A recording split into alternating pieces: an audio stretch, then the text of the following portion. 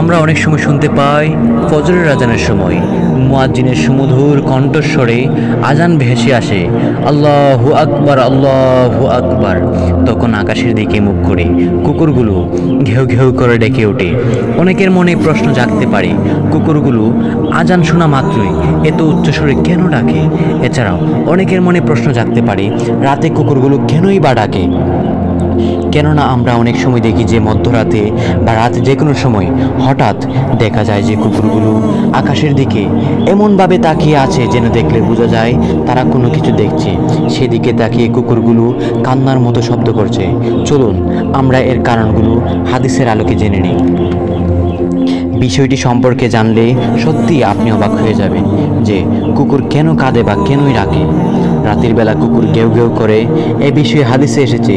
জাবের ইবনে আব্দুল্লাহ রাদিয়াল্লাহু তাআলা আনহু হতে বর্ণিত, তিনি বলেন, রাসূলুল্লাহ সাল্লাল্লাহু আলাইহি ওয়াসাল্লাম বলেছেন, রাত্রিবেলা তোমরা যখন কুকুরের ঘেউ ঘেউ শব্দ এবং কান্নার শব্দ অথবা গাদার শব্দ শুনতে পাও, তখন আল্লাহর কাছে আশ্রয় প্রার্থনা করো, কারণ এরা এমন কিছু দেখতে পায় যা তোমরা দেখতে পাও না।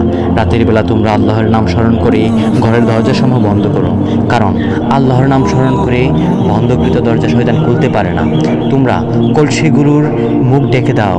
আবু দাউদ হাদিস নাম্বার 1246। সুপ্রিয় দর্শক, তাহলে হাদিস দ্বারা বুঝতে পারলাম রাসূল সাল্লাল্লাহু আলাইহি ওয়াসাল্লাম বলেছেন, কুকুর যা দেখতে পায় আমরা তা দেখতে পাই না। কুকুর শয়তানকে দেখতে পায়।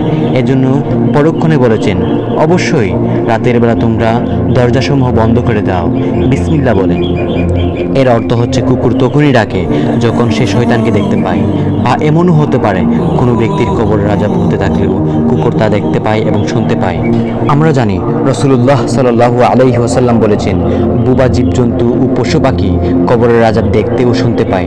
তাই বন্ধুরা, আমরা রাতে যখন কুকুরের ডাক শুনতে পারবো তখন আমরা পড়ব, আউযু বিল্লাহি মিনাশ শাইতানির রাজিম, বিসমিল্লাহির রহমানির রহিম, লা হাওলা ওয়ালা কুওয়াতা ইল্লা বিল্লাহিল আলিয়্যুল আযীম। তো বন্ধুরা, এই বিষয়ে আরেকটি হাদিস রয়েছে।